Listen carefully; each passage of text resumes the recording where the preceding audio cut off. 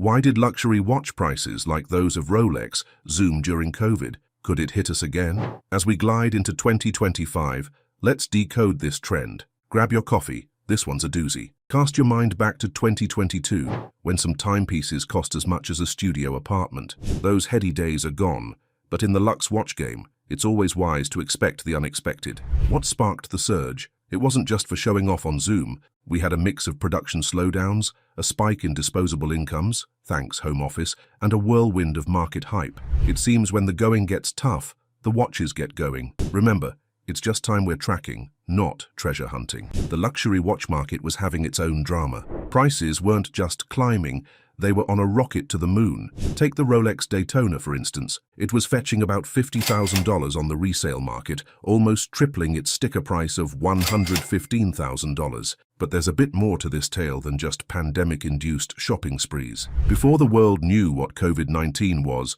the watch industry was already ticking along nicely. An increasing thirst for the finer things in life was noticeable, particularly among the burgeoning middle and upper classes in rapidly expanding economies like China and India. For these folks, a luxury watch became more than a timepiece. It was a trophy for the wrist. Then there's the whole vintage is the new black trend. In our digital world, where smartphones have turned classic watches into charming anachronisms, people started valuing old-school mechanical and vintage watches more like art pieces than mere gadgets. It's like vinyl records. Suddenly, everyone wants a piece of the past on their shelf, or in this case, on their wrist. Now, think about the tech craze for a sec. When smartwatches hit the market, they were the next big thing. Everyone had to have one. But as soon as they became ubiquitous, the allure fizzled out. Luxury watches, on the other hand, managed to maintain their je ne sais quoi, turning from high-end accessories into bona fide investment gold mines. People started viewing icons like the Rolex Daytona